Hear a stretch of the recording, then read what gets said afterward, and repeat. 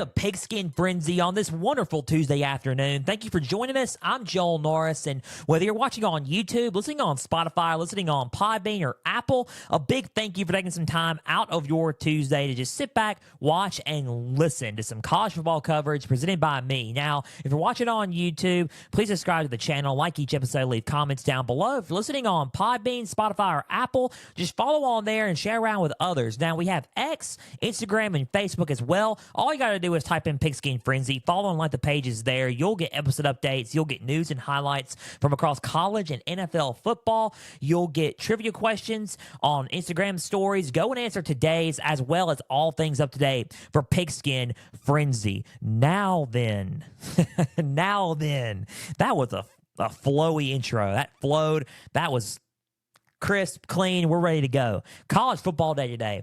A lot happened in college football in week 8. 2-2 for picks this week. Things that I expected happened. Some things that I didn't expect to happen, and they kind of let me down a little bit. Passionate about college football, ladies and gentlemen. If you don't notice, I'm passionate about football in general, but I'm very passionate about college football. So we're going to see some of that passion come out of me in just a little bit. We're going to talk about these games, recap Week 8. We're also going to dive deep into Week 9's top matchups, and we're going to go to the polls like we always do. Reminder, this is the last week of the college football AP poll. I'll probably remind you once again later on in the episode, but we're also going to talk about some off-the-field stuff, and we're going to kick it off with that and just hear in a little bit. Stuff going on with some injuries, 2 big key injury updates, as well as what's going on up in the University of Michigan in Ann Arbor. So we're going to subscribe to the channel. Just keep plugging into Pigskin Frenzy. Follow, like, share around with others on all platforms, as well as X, Instagram, and Facebook for all things up to date for Pigskin Frenzy. Now, let me get the Android device here, the Samsung device here on my cellular device, to talk about this, because I have some notes for this, as well as, paper notes. Anyway, Michigan. The number 2 team in the nation. Top 2 team in the nation, ladies and gentlemen. Top 2 team in the nation. When you look at them, and you think of Michigan. By the way, J.J. McCarthy, Michigan quarterback, final score 49-zip. They defeated Michigan State. They look good doing it. Number 1 in the new Heisman odds, J.J. McCarthy, Michigan quarterback. So, hey, they got it going right now. Who's got it better than them? No one yet. And we're going to talk about this. So earlier in the year, on some off-the-field issues, Jim Harbaugh they self-imposed a head coaching 3-game suspension for Jim Harbaugh. He sat out 3 games and was suspended. He didn't coach until he came back. Everything was fine and dandy. Until that big until happened. And the NCAA came out with some more stuff and some more things happened. And I'm just going to paraphrase this. Michigan is now being investigated by the NCAA for sign stealing. If you do not know about this, hence the 2017 Houston Astros. And it is happening now with Michigan, and the Big Ten has been alerted. The NCAA and all of college football has been alerted now. What is going on in Ann Arbor? So now, let me just get some notes here. Michigan analyst and staffer Connor Stallions has been suspended with pay due to the NCAA investigation. He was the one that was kind of behind all of it, but this could also lend towards the coaching staff, i.e. Jim Harbaugh. What does this mean for him in general? We're going to get to that in a minute, but let's just talk about how good Pete Thamel is for reporting on this for a second. He is such a great writer for ESPN. Go and listen to his, read his stuff. Go and listen to him on College Game Day, football, you name it, on ESPN platforms everywhere. ESPN senior writer Pete Thamel quoted and tweeted, Michigan staffer Connor Stallions, he bought tickets for more than 30 games at 11 Big Ten schools over the past 3 years. This is his quote, not mine. Also, video evidence of sideline taping is expected to be sent to the NCAA this week, caught by stadium surveillance this year. What does this mean for Jim Harbaugh? Well, it seems like the NCAA is quite after Jim Harbaugh, if you ask me. They seem like they are really into, trying to catch him and trying to get him. And it's not right. I mean, all this stuff's coming to light. It's not right, and it's not at all good what Michigan is doing. it just seems like the only team that could really is really just can hold themselves back is Michigan. Now, look, when you think about bowl games and everything, this could cost you that, okay? This can get you into some major trouble. And when you look at Michigan, and I'm not going to take too long on this. I don't know what this to answer the question about what does this mean for Jim Harbaugh. I don't really know what this means for Jim Harbaugh yet. We're going to just have to see how this all plays out. But when you look at it, I talked about this a little bit on Instagram, on social media for Pigskin Frenzy. But when you look at everything going on with Michigan right now, they got the whole world in their hands when it comes to football. See, this universe, guys, on the camera looking at me. If you're if you're listening on audio, just picture me with my hand held up. Video, you can just see me doing this. This is the universe in the hand. Michigan's at the center of it, okay? They're in the top 4 right now with Florida State. They're in the top 4 with Georgia as well as Ohio State currently. Now, when you look at everything, Michigan right now is the most complete team in college football. Doesn't matter their schedule. Yes, their schedule is a little is a little bit on the easier side. It's not the most difficult schedule. However, when you look at them, they are the most complete team in college football when it comes to offensive line, front seven, everything. They are the most complete team on all sides of the ball, special teams, defense, and offense. They are the most complete team in college football. They have the whole world in front of them. The only thing that can stop them probably from winning the national championship or being in it is themselves. And I truly wholeheartedly believe that. And we're going to get into that with the on-field stuff about Michigan here in a little bit when we talk about Penn State and Ohio State, because I really want to talk about that game here in a little bit. But Michigan suspends staffer Connor Stallions for, I guess he was the sole perpetrator or one of the perpetrators behind the sign stealing. We'll have more updates on this as this investigation continues, but right now it's looking iffy. So let's just hang tight on that and what's going on with Michigan down in Ann Arbor. We'll keep up, and I'll keep you guys up to date with what's going on there as we have to move on. So move on. 2 things really quick. Texas quarterback Quinn Ewers is expected to miss at least 3 to 4 weeks with a grade 2 AC joint sprain in his shoulder, his throwing shoulder. What does this mean for BYU Saturday? Well, according to a lot of sources that I know that I've been hearing, Texas may start quarterback Malik Murphy and may get to play, you may get to see freshman sensation phenom Arch Manning coming into the game against BYU. So Quinn Ewers is out. Huge loss for Texas. How is this going to affect before the Big 12 title game? I don't know, but you lose Quinn Ewers, star player there. That he's kind of the big key to your offense. We're going to see how that plays out for BYU. Now, another update before we go into the Utah USC game later, and this is probably going to be that USC is going to be a theme of this episode. Just keep on track with me here. Utah, after the game against USC, Kyle Whittingham, head coach of the Utes, has announced that quarterback Cam Rising will not play this season. He will not play. He is still recovering from a torn ACL that he suffered against Penn State in last year's Rose Bowl game. He is out for the remainder of the year and will not start. It's looking like Bryson Barnes may be the guy for them heading into the rest of the games this year. They have Oregon this week. Keynote, it's at Salt Lake. It's in Salt Lake this season, so let's keep that in mind. So big injuries. We got the off the field stuff happening. How we feeling? We're feeling pretty good. Keep plugging in, please. I'm glad you're feeling good. Now, talked about the off the field issues. Michigan, we talked about what's going on with, happening with the off the field injuries with Quinn Ewers, quarterback. He's out for 3 to 4 weeks, and Cam Rising's out for the year. Let's talk about some college football games. Now, let's recap week 8 before we go into the polls, and then we'll go into the week 9 top matchups. Now, week 8, let's just kick it off really simple.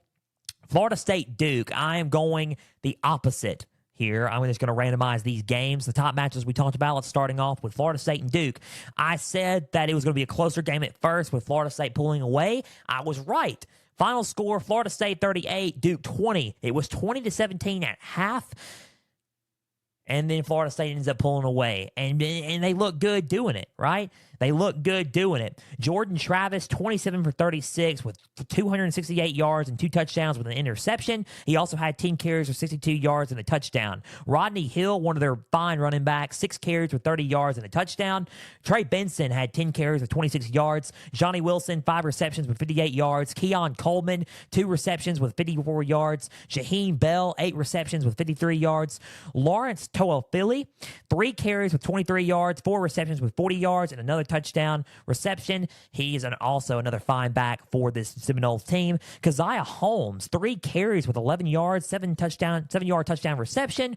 And the defensive back, Cheyenne Brown. Cheyenne Brown got 1 takeaway on the defense for the Noles. He was the big highlight for this Noles defense. They were solid. Florida State looked pretty solid in the second half. They started off a little bit slow. They started off a tiny bit slow, a little bit, but not too good because they kind of start, they started getting to a rhythm, okay? They started getting to a rhythm midway through the first, and then it turned into a back-and-forth game until halftime, and then Florida State ended up running away with it. They looked solid. They still look like that top team in the ACC, the top team to beat, and they look like a playoff-ready team, if you ask me. 7-0 for the Florida State Seminoles. Let's go with Duke really quick. Riley Leonard did play. He wasn't supposed to play, but he suited up and played through it. Riley Leonard, 7 for 16 with 69 yards and an interception. Yeah, and it's because of the injury. He played through a heavily taped ankle, and his ankle was a little, hurt. It was a little hurt. So when you look at it and you think about it, it's like, okay, I understand, right? Jaquez Moore, 16 carries with 110 yards and 1 touchdown, 2 receptions with 26 yards. He was the big highlight for this Duke Blue Devils team. Jordan Waters, 13 carries with 39 yards. Shamir Haggins, 3 receptions with 19 yards. Defensive back Chandler Rivers was a highlight for this defense with 3 tackles and an interception. They played well on both sides of the ball. It's just Florida State just kind of outmatched them. And when you look at this game, that's it. That's just the whole purpose and the whole premise of it. Riley Leonard, it probably could have been a little bit closer if Riley Leonard wasn't too badly banged up. No, that's not me blaming Riley Leonard for being hurt. I'm hurt for him. I don't want a quarterback like Riley Leonard to be hurt because Riley Leonard's awesome. He's a solid quarterback. It's just, I know what ankle injuries can do to you. I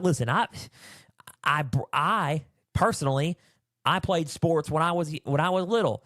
I broke my foot playing, and I was playing on a bad foot. It kind of limits you. Riley Leonard being limited is one of those things that kind of hurts Duke a little bit. But when you're playing a team like Florida State, it's going to hurt you. But when you're playing somebody else, it may not hurt you. So you have the backup come in. But Riley Leonard felt like he needed to play. He felt like he was trying to give it all he has, and he did give it all he had this past Saturday night against the Noles. But Florida State just had too much talent on the other side, on both sides of the ball, to let this game slip away from them. So final score, Florida State 38, Duke 20. Florida State 7-0, Duke 5-2. They're just going to keep rolling.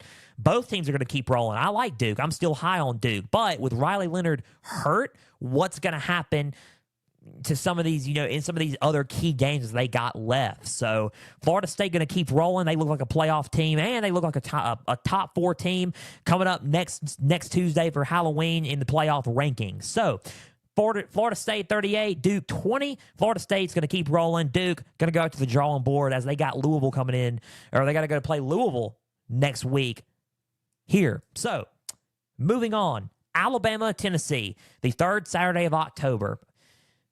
I said that this game was going to be a game where it was going to be close at first. Bama pulls away at the end. Partially right, partially wrong.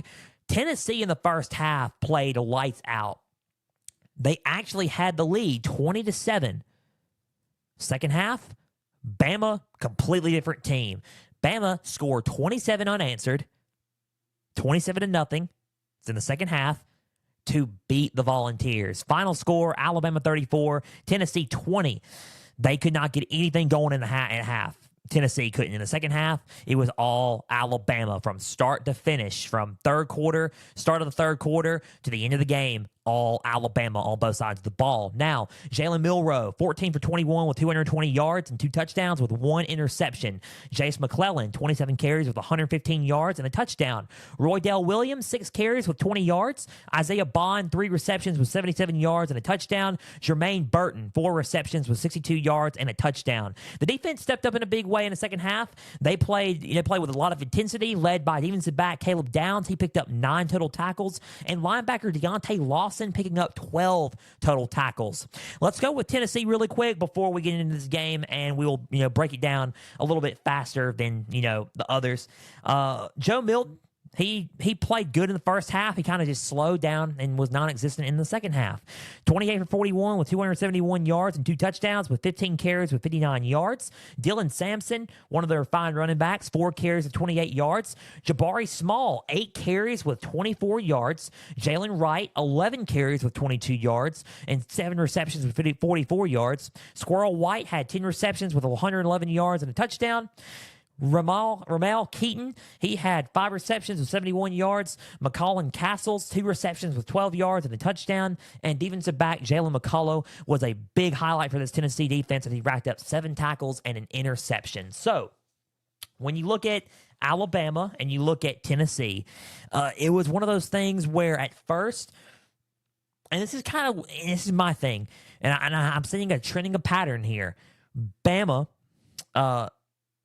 so far in some of these games, has either A, besides the Texas game, has either A, started slow and finished strong, or B, started great and then finished bad, or finished finished low, right? This is what I'm seeing from Alabama, and that's okay. That's just who Bama's going to find a way to win. That is who Bama is this year. Alabama is a team where they're just going to find a way to scratch and claw and win. This is what I've been seeing from them all year. Run. They established the run game. They have a pretty substantial run game, and then Jalen Milroe is going to hit them with a bomb or two every now and then touchdown, Alabama, and that's how they score. That's how they play, and then they play with lights-out defense. They have a winning defense, and that's how they win their ball games. They're not Bryce Young, Jahmyr Gibbs, and, Jamison Williams and all these guys on their team. They don't have all that. Run the ball effectively, set up a deep ball every now and then to Jermaine Burton or Isaiah Bond, and then they play substantial and lights-out defense. That is what I'm seeing on this piece of paper, and that's what I saw Saturday when they played. The game itself, and when you look at it, and that's how the pace of the game, that's how they want it. Now, they enter a bye week. What happens in 2 weeks, or not, or technically 2 weeks, next Saturday, not this coming up Saturday on the 28th, but November 4th, next Saturday, when LSU comes rolling into town. That is my biggest question. What's going to happen there? Bama's the favorite early on. I expect that. LSU looking solid on offense. That's the best offense in the SEC on paper and in just fact. You look on the field, how they play in Baton Rouge on Saturday nights, how they look, they're the best offense in the SEC by far. They're the second best offense in college football behind Washington currently. It's one of those teams where you're gonna, if you let Tennessee move the ball on you, what's gonna happen if LSU does it? LSU's a team that's not really going to stop. They're going to keep pushing. Now, back in the day, it was one of those things where was the offense for LSU? Now it's like, where's the defense for LSU? I'll break that game down later on. But Bama's going to have to find a way to, play full 60 minutes of football on the 4th. And that is my biggest question about Alabama. Can they either A, start the game strong and finish the game strong and play a 60-minute game, or is it going to be another, starting slow or finishing slow and starting good, or, what have you, or finishing strong or what have you? What's it going to be? Those are my biggest. That's the biggest really question that I have about Bama heading into the November 4th game against LSU. Not talent, and not the will to win, because I think they could probably.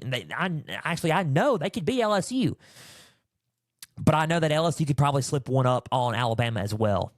That's a game that will probably decide the West, maybe, if Ole Miss has anything to say about it. So, Tennessee, what does this mean for them? They go back to the drawing board. They have Georgia coming up in a few weeks. They have Mizzou left to play.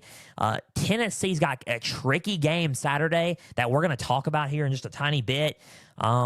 And I'm kind of feeling for them a little bit. So we're going to see what happens with Tennessee. They didn't really have any life on offense, sort of. It seemed like they were kind of predictable in the play calling aspect of it. Their defense was holding them as long as they could, but the running game was kind of slowing them down on defense in the second half. And I think that's what I expected a little bit as Alabama pulled away. And that's what I was expecting, when it came to Bama. And in this game, Alabama really won the game with defense. Joe Milton got a late in the game, fumbled the ball, almost like a strip sack and a fumble, and Bama took it in for a scoop and score to ice the game. So I kind of felt like Tennessee just kind of was a little bit more predictable a little bit in the second half, kind of slowed down, and on the defensive front for Tennessee just kind of got tired. Their defense is stingy.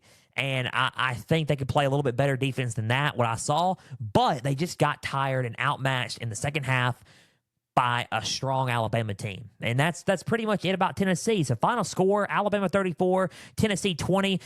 Bama's on bye this week. Tennessee, they got a tricky game against Kentucky at Kentucky. So that's back-to-back road games there. We're going to talk about that one here in just a little bit. Now, moving on, we're going to talk about Ohio State, Penn State. I want to talk about that, and I'm going to add, when I was talking to you earlier about Michigan. So Ohio State, Penn State. I said Penn State was probably gonna upset them. I thought Penn State could have done it just because of the way how Ohio State's been kind of tested this year in certain aspects of the game. I thought Penn State could have provided them a challenge and beat them at that challenge, and I was wrong.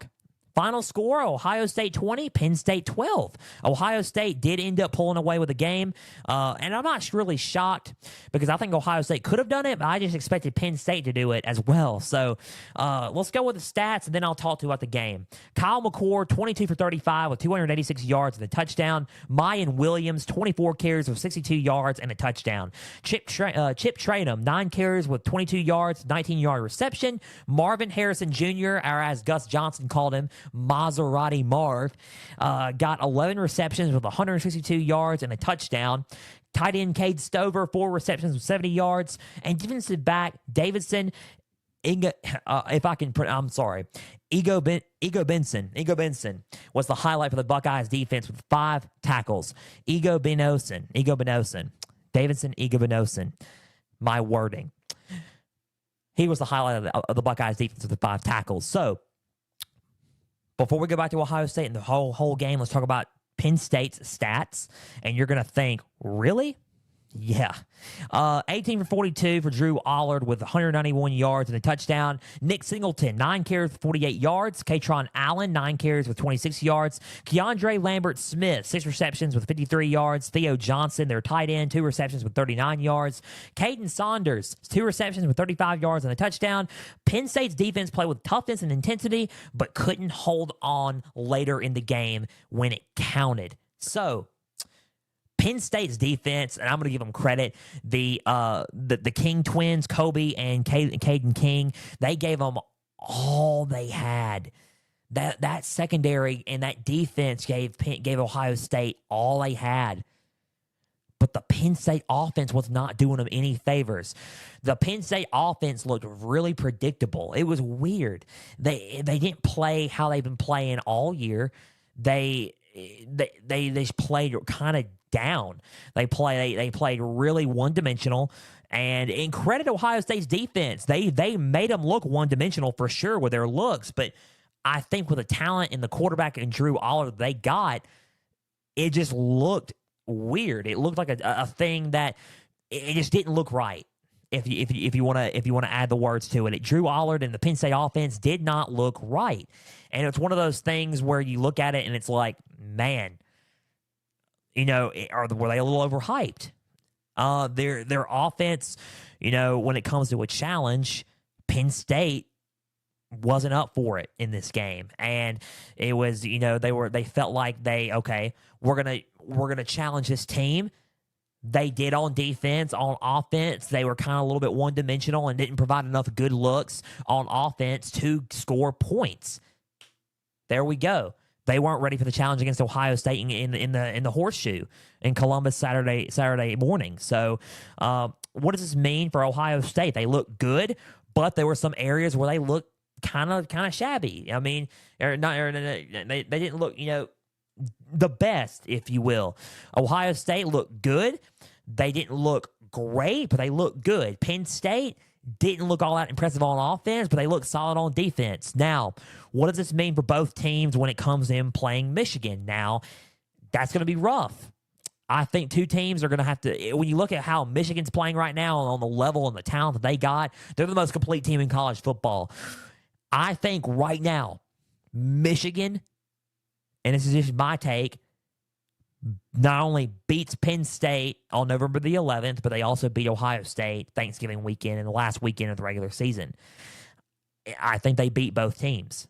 I think Michigan just looks right now better than the rest, and it's one of those things where you look at both teams and it's like, okay, right now they are, for Ohio State will probably come closer than Penn State, but I think when you look at just both of them, I don't think they are up there right now to beat Michigan. That's just my take on it. And I think that Michigan's, like I said, the most complete team in college football. When you look at those three teams, Michigan's better than both of them. And I think Michigan right now defeats both of them in a game. If they played right now, neutral site, home or away, Michigan beats both of them. So final score 2012, Ohio State routs Penn State. Penn State didn't look all that impressive on offense, but their defense played with a lot of intensity. They just kind of got tired out because they were on the field the majority of the time. Ohio State, they look solid, but I would say in some areas they need to clean it up. They did a little bit on the running game, but not a whole lot. I would think for Ohio State to move forward and probably present a good challenge to Michigan is establish the running game a lot more. Kyle McCord's been playing good, but I think on the ground they need a little bit of help moving the ball because they haven't been moving the ball a ton, and they're not really effective like they usually are running the ball. So I think if they run the ball a tiny bit more, Ohio State could probably present a good challenge to Michigan come rivalry week and Thanksgiving weekend. So 2012, Ohio State beats Penn State. Moving on, let's talk about, before we go into the polls and before we go into Week 9 preview and predictions, let's talk about Utah and USC. Oh, man.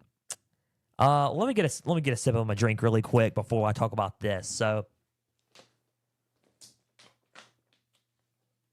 okay. Sorry. I said USC was going to win this game. I said they were going to, find a way to win. Caleb Williams was going to be himself. They were going to, score a touchdown late in the game. I watched the game. I saw how it ended, and I was thinking to myself, yep, same old, and this is what we're going to talk about. Final score, Utah 34, USC 32. Wow. And I say that with the most sarcastic expression because I was like, okay, I'm wrong, but I'm not really sure if I'm that shocked.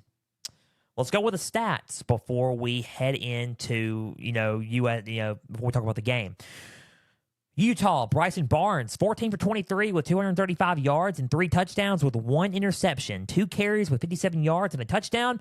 Jaquindon Jackson, the Texas running back transfer, 26 carries with 117 yards. 117 yards with 26 carries. Wow. Sion Vakai has been a overall athlete for this team. 5 receptions with 149 yards and 2 touchdowns, 9 carries with 68 yards and 2 tackles because he plays safety as well. Two-way player, Overall, stud of a player.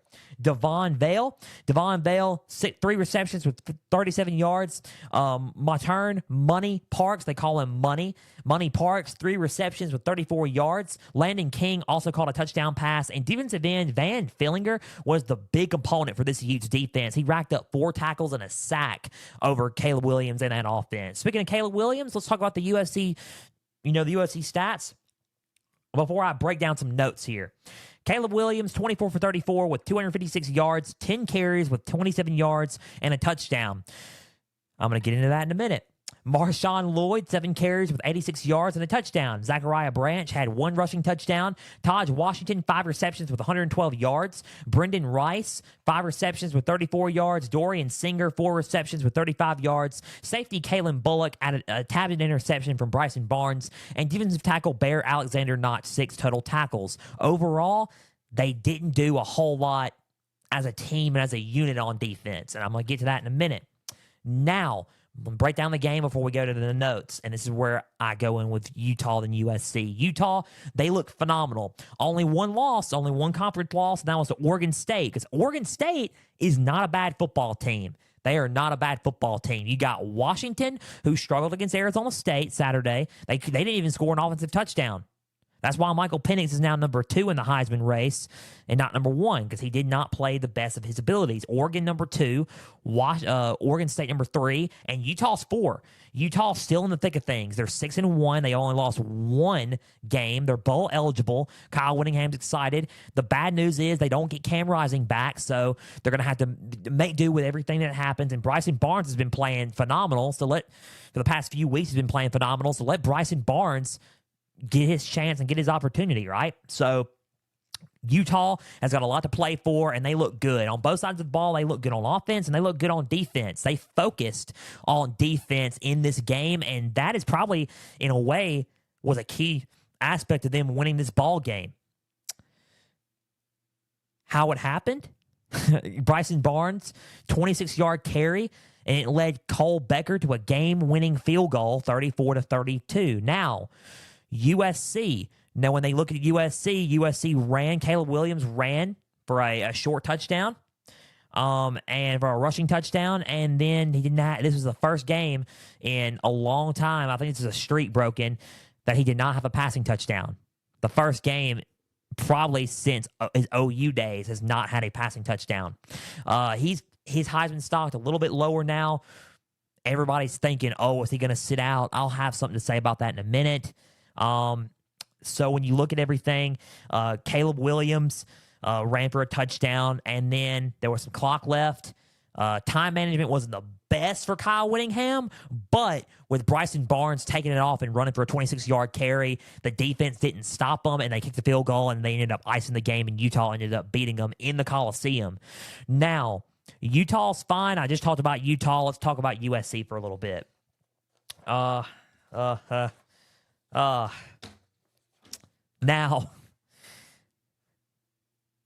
they lost to Notre Dame last week. Give them credit. Notre Dame, they weren't ready for that game.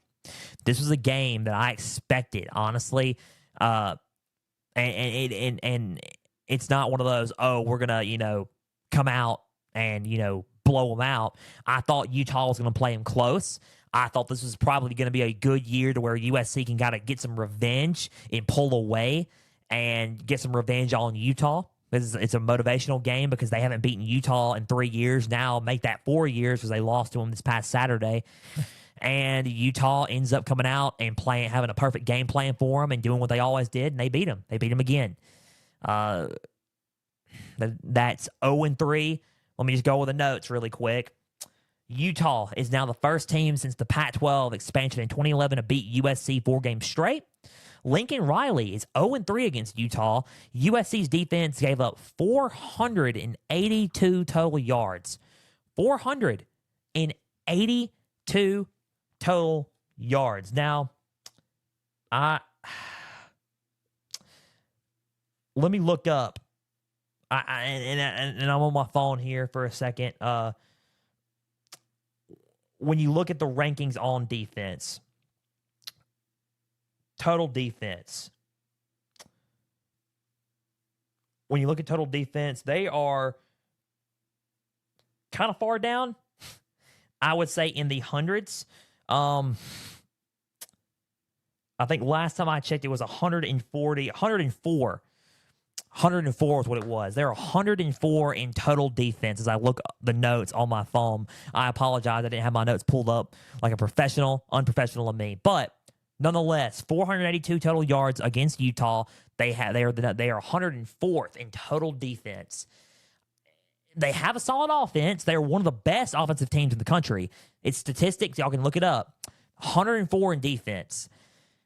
Defense was a big struggle in this game once again. Not only once again, it just seems like the total attitude of it, they just don't care. And it's one of those things where it's like, oh, we do care. And they may care, but they act like they don't. Like when you look at the team overall, they act like, okay, we're USC. It's, we're going to go in there and win, win it all. Here's the thing. Besides Cal, I expect them to fully beat Cal this Saturday. After that, the November 4th, November 11th, and November 18th, those are 3 games that you probably got to come to play for. You have Oregon. I'm sorry, you have Washington, Oregon, then UCLA, back to back to back. Honestly, my hopes and my thoughts on USC against those 3 opponents right now aren't really. I'm not really confident in those 3 games for USC. I don't have confidence in them out of those 3 games. I do not.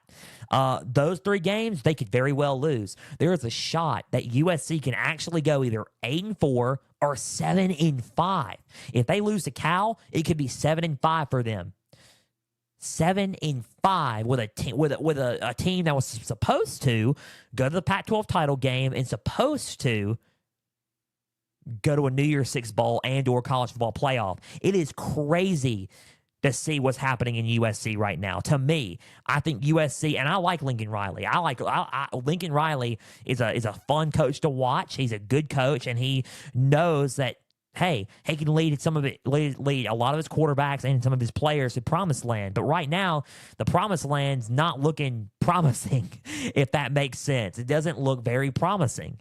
There have been rumors that Lincoln Riley has his eye on the NFL currently.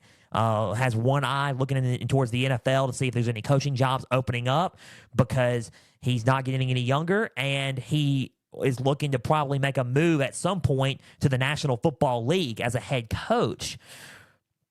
If he is indeed, as a rumor, putting out feelers, quote unquote, for the NFL, what does this mean for USC?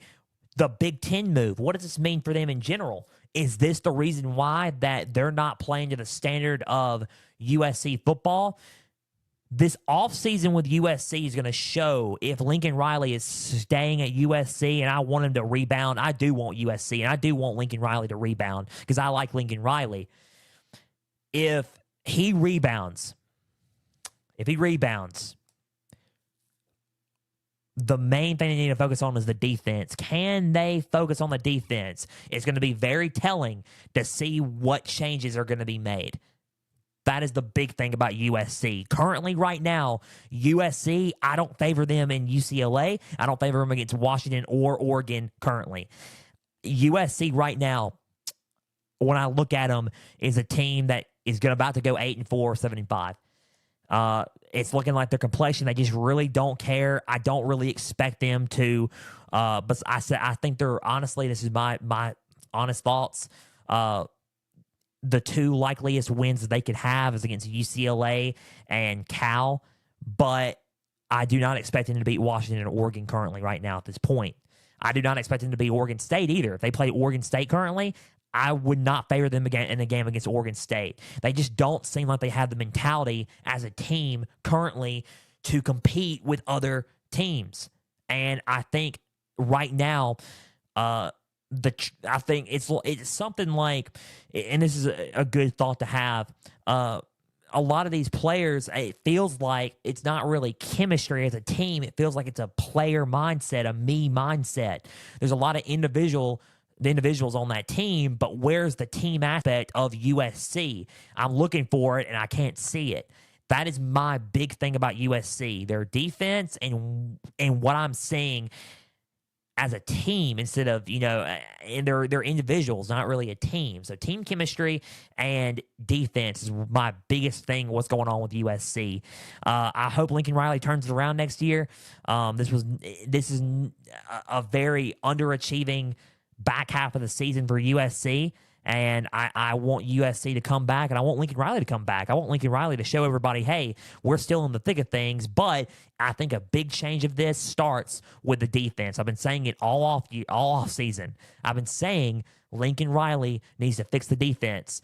It just seems like no one's really caring about the defense right now. They don't really care. They don't really put any effort into fixing or changing the defense because they're all thinking about scoring points and offense. But you're going to need a defense to probably fit the bill, have a completion of the team, and to win key ball games, and to probably get into the college football playoffs. So right now, I'm not seeing any of that from USC. I do not favor them against Washington or Oregon currently. They play Oregon State. I wouldn't favor them against Oregon State either. Right now, final score 34-32. Utah defeats USC. USC just don't know really what else to say besides USC. Is USC kind of needs to go in a different direction when it comes to defense, and I think that's the biggest solution right now is fixing the defense. That's number one change, and focus more as a team mindset instead of focusing on more of an individualistic mindset to win these ball games. That's the big thing about USC, and I'm getting passionate right now because it's basic football.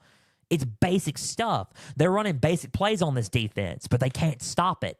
They cannot stop it. I don't know why, but they can't. Final score 34-32. Utah beats USC again. And USC right now is going back to the drawing board against Cal Saturday. Let's go to the polls really quick. That was the Week 8 recap. I'm pulling up the polls currently right now. So, AP polls, the last AP poll before next Tuesday. The college football playoff rankings are next Tuesday on Halloween. And by the way, next week, I'm going to promote this now. We're not going to talk about the AP polls. I'm going to give you guys my version of the rankings, of the playoff rankings, before the college football playoff rankings come out, because the episode will most likely be released before the episode comes out. So the Frenzy college football playoff rankings, the Frenzy college football playoff rankings will be released next Tuesday on next Tuesday's college football episode of Pigskin Frenzy. I'm excited about that. I told you I was going to do something with the rankings. I'll make up my own rankings, and I will give you who's my number 1 to who's my 25. So let's go with the AP polls for the last time this season. Number 1, Georgia. They have a game against Florida. I'm curious to see what happens with Brock Bowers. I'm going to get into that in a minute. Michigan at number 2, 8-0. Michigan looks good. Number 3, Ohio State at 7-0. They look good against Penn State. Look good. I wouldn't say phenomenal, but they look good. Florida State looked pretty solid against Duke. They pulled away late. Washington kind of looked not the really the best team. They didn't have a good game against Arizona State, but they're still at number 5. Oklahoma at 6. They were in a close one with UCF, 31-29. Oklahoma, they survived UCF as UCF was giving them all they had. Texas, they survived a close one against Houston. Houston was giving Texas all they had as well. We're going to see how Malik Murphy and/or Arch Manning does coming up against BYU and in the next 3 to 4 weeks with Quinn Ewers being out with that AC joint sprain. Number 7, Texas. Number 8, Oregon. They look solid against Washington State. They had a prime good game there. They have a tough game against Utah Saturday. Let's see what happens there. Number 9, Alabama, moving up 2 spots from 11 and 9. They're back in the top 10. They're number 9, and they're on bye after a tough and good win against Tennessee for an SEC West showdown and a matchup that could decide the West against LSU. Number 10, Penn State. They dropped 3 spots from 7 to 10 after a tough loss to Ohio State in the shoe. They're 6-1. Oregon State moves up from 12 to 11. They look solid. Another good win for Oregon State. Ole Miss, they beat Auburn in a tough one. Ole Miss kind of looked a little slow in the game on offense, but they found a way to get it done with Jackson Dart leading the way for them. They're at number 12. Utah, number 13, after beating USC. They move up one spot. Notre Dame moves up from 15 to 14. They're at 6-2, number 14 there. Number 15, LSU. LSU look solid against Army. They move up from 19 to 15, 4 spots there. They look pretty good. Jaden Daniels is now in the thick of the Heisman conversation. 62-0 against Army. Impressive game there. It only takes a couple things to happen. One, you got to beat Alabama, and two, Ole Miss has got to lose one game. They got to lose to either A&M or Georgia, and that should do it. And LSU, if they win out, wins the West. So let's see what happens there. It's going to be a tough game. LSU, Bama, November 4th. That's next Saturday. They both are on bye weeks heading into the game against each other in Tuscaloosa. 16, Missouri, 7-1. They look solid against South Carolina. They move up 4 spots to 16. North Carolina surprised me. They lost a tough one, a 31-27 game to Virginia. Virginia's now 2-5. Heartbreaker loss. Late interception from Drake May sealed the game. They are now at 17. 6-1 North Carolina, no longer undefeated. Florida State's the only undefeated team in the ACC. Louisville up 3 spots. They are back up in the thick of things. 18 for Louisville after moving up 3 spots, but they came off of a bye week and they moved up 3 spots. So let's see what happens here. Louisville's got a tough game against Duke, and we'll get into that in a minute. Air Force at 19. They're 7-0 in the Mountain West. They look pretty solid, and they look prime to win it all in the Mountain West. So number 19, Air Force. Number 20, Duke. After dropping 4, they were 4 spots. 4 spots at 16. They dropped to 20 after a heartbreaking loss to Florida State. 21, Tennessee. They dropped 4 spots after losing to Alabama. Tulane moves up from 23 to 22 after a good win against North Texas. UCLA moves up 2 spots to 23 after a tough win against Cal. USC drops 6 spots and goes to 24 after losing a tough one against Utah. You already know my thoughts on USC. And number 25, James Madison at 7-0 in the Sun Belt. They look solid in that conference. James Madison does. They play Old Dominion coming up this weekend. Now, that was the top 25 AP polls. Some of the same old things. I'm surprised about North Carolina. That was a game that I expected that, they were going to win, but they didn't. I'm surprised about that one. I'm curious to see about what's going to happen with USC after what happened and what's been going on with them. I'm curious to see what happens with Tennessee because they're in a tricky spot right now, and I'm going to get into that in a minute. Duke and Louisville are both in tricky spots, and we're going to talk about that in a minute as well. That was the AP Top 25.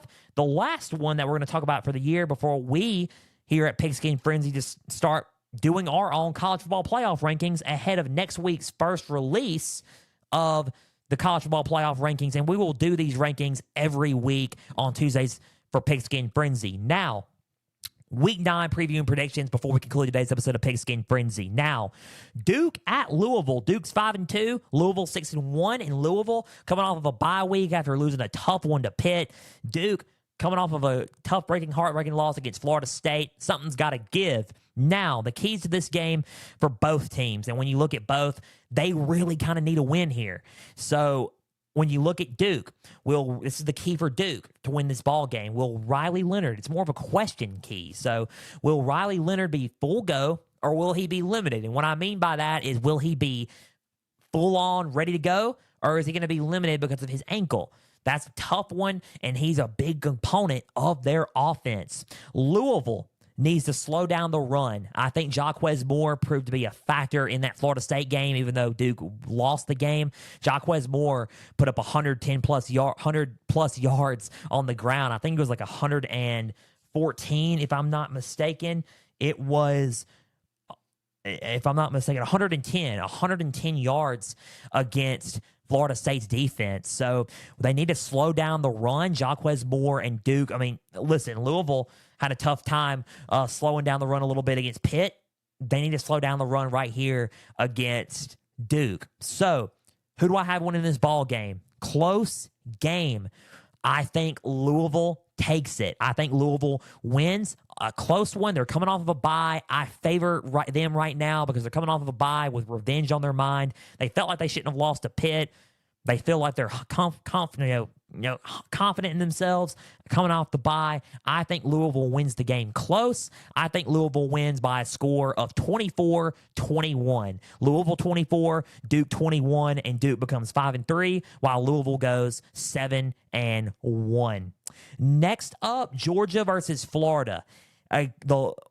I'm not going to say the rivalry name on here, but you already know if you're an SEC fan and a Georgia and Florida fan. Georgia 7-0, Florida 5-2 in Jacksonville. Now, here are three things that I got to think about when you think about this game. Will the Georgia offense look different without Brock Bowers? That is a big question because Brock Bowers is going to be out for pretty much the remainder of the 4 to 6 weeks, pretty much the remainder of the regular season due to that tightrope ankle surgery. They're coming off of a bye week from Vanderbilt. Or are they going to look different without Brock Bowers on the offense? Now, my question to that answer is yes. I think they're going to look a little bit different without Brock Bowers. I think Brock Bowers was a big part of that team and a big part of that offense. So here's their key. This leads into my key for Georgia. They need to find a way to get Ladd McConkey as their go-to guy. Wide receiver Ladd McConkey is an absolute animal. He is a pretty much a solid football player for this offense, and if you get him going, Ladd McConkey can be a hard guy to stop. So find Ladd McConkey as the go-to guy in place of Brock Bowers in the playbook for the weeks to come. Now, for Florida to win, and this is their key, Graham Mertz just needs a huge game. He needs a big game. He needs to find the correct matchups. He needs to throw the ball around a lot, be confident in himself to pull off this big upset. Florida is number 2 along with Missouri in the SEC East. Georgia is number 1. Who do I have winning this ball game? I think this game is going to be close at halftime, but and this is my heart, I think in the second half, Georgia runs away with it. I think Georgia's going to run away with it. I think Georgia wins the game, and they run away with it, and they cover. I think it's going to be a 31-17 game. I don't think they really cover necessarily. I think they almost cover, but not really. But they pull away in the second half. Georgia 31, Florida 17, and I think Florida goes to 5-3, while Georgia goes to 8-0. Georgia 31, Florida 17. They pull away in the second half and defeat Florida and kind of put them back in the SEC East race with Missouri coming up on November 4th next Saturday. Georgia wins that one 31-17. Now, tricky game. And these are the last 2 games before we conclude today's episode. Tricky game here. Tennessee at Kentucky. Both 5-2. Both kind of need a win a little bit. Kentucky did not play this past week. They lost. The last game they played was against Missouri. They lost. Tennessee lost to Bama. Back-to-back road games for Tennessee. Kentucky needs a win. Tennessee needs a win. And the thing is, between these two teams, this game could go either way. It's a tricky game. They're in a spot Tennessee's in a spot right now, or if they lose, they're out of the top 25 for the playoff selections as well. For Kentucky, if they win, they're back in the thick of things in the rankings. So when you look at it, it's kind of one of those games where it's tricky, right? It's like Run DMC said, it's tricky. Okay, whatever. But you catch my drift. So, tricky game for both. Now, the keys to this one. Slow down the running game for Kentucky if you're Tennessee's defense. I would slow down Ray Davis because I think he's going to be a component in this game. He leads the SEC in rushing yards currently. He is a beast of a running back on the ground. He put up near 300 yards against Florida alone, the team that in Tennessee. Florida beat Tennessee. So, I think right now, in what Alabama did on the ground game, I would try to find a way to stop that. A&M's a good running team, and A&M they kind of slowed they kind of slowed A&M down a little bit on defense. Tennessee ran the ball a lot on A&M. I would say establish a process where you slow down the running game for Kentucky and slow down Ray Davis. Now, for Kentucky to win, you need to establish a flow in the passing game with Devin Leary. If Devin Leary can get into a consistent rhythm and flow of the offense and take control and command of that offense through the air in the passing game, I think Kentucky is a tough team to beat, and I think that Kentucky could find a way to pull this one out. Who do I have winning this game? Close game. Close game. I'll even say it will be tied within the remaining last seconds of the game, but someone ends up breaking off for a score. I think Kentucky is that team, and I think Kentucky wins it. I think Kentucky wins by a score of 27-20. Kentucky wins.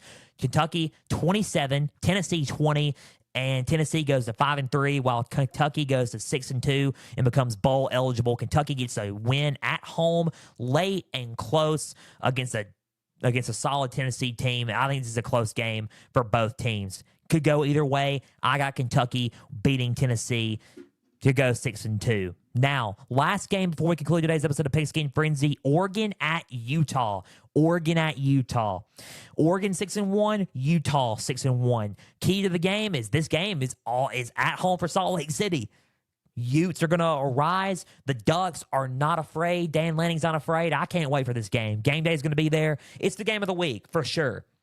Keys to the game. I think Utah needs to slow down Oregon's running game. It's a little bit different for USC. They had a component and plan in place to stop USC's offense. Oregon's a little bit different. I think the running game, it will be established. It's as according to what Bucky Irving does. I think Bucky Irving is probably, if not the best running back in the conference.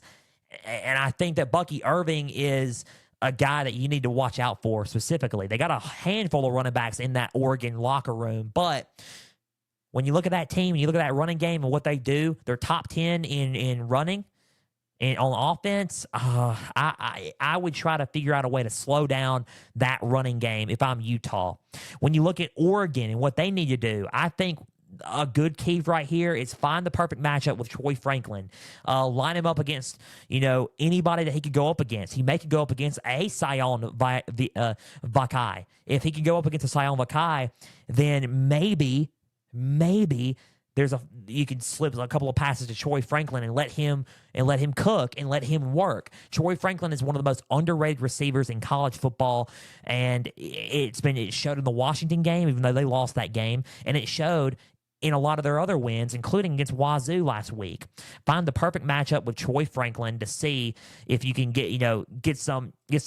make him a big factor in this game, pretty much, and then try to win the game with by making him a factor. Who wins this game? Close game, I think. It's another close game. I honestly think, though, in the end, Oregon does enough to pull away and beat Utah. Oregon gets the win, and they beat Utah probably by a score of 31-24. I say Oregon wins 31-24. Oregon 31, Utah 24. Utah's a solid team, but I think Oregon is just a tad bit better right now, and they are a little bit more complete in other in the aspects of the game than Utah. 31-24, Oregon wins it, and Utah goes to 6-2, while Oregon goes to 7-1 in the thick of things in the Pac-12. That just about does it for Pigskin Frenzy. A big thank you for taking some time out of your Tuesday to just sit back and watch and listen to some college football coverage presented by me. Now, if you're watching on YouTube, please subscribe to the channel, like each episode, and leave comments down below. If you're listening on Podbean, Spotify, and Apple, share around with others and follow on there as well. X, Facebook, and Instagram. All you got to do is just type in Pigskin Frenzy. Like each episode, follow, like the pages there. You'll get episode updates. You'll get news and highlights from across college and NFL football. You'll also get trivia questions on Instagram stories. Go and answer today's once again, as well as all things up to date for Pigskin Frenzy. Now, we will be back Thursday for a NFL edition of Pigskin Frenzy. A lot's happening in the NFL. We'll recap, week 7 of the NFL, and we will look ahead to week 8 of the NFL Thursday. I'm Joel Norris signing off. We will see you Thursday for that edition of Pigskin Frenzy. And for everybody out there, stay the course.